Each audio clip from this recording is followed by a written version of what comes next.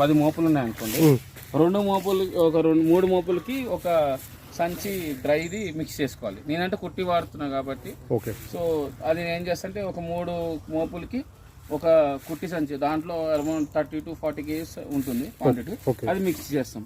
అది మిక్స్ చేయడం వల్ల మనకి అడ్వాంటేజ్ ఏంటంటే మిల్క్ కొంచెం మనకి థిక్నెస్, ఫ్యాట్ పర్సెంటేజ్ బాగుంటుంది. ఓకే. పచ్చి దాంట్లో ఎండు మిక్స్ చేస్తారా? మిక్స్ చేస్తాం. అది మేము కొట్టగానే ఇక్కడే వేసేస్తాం. వేసి మేము అది ఓకే. ఎండుగడ్డి కొంచెం, పచ్చిగడ్డి ఎక్కువ మోతాదులో పెడతారు. నాకు మీకు ఒక 70% ఇది, 30% ఎండుగడ్డి. ఓకే.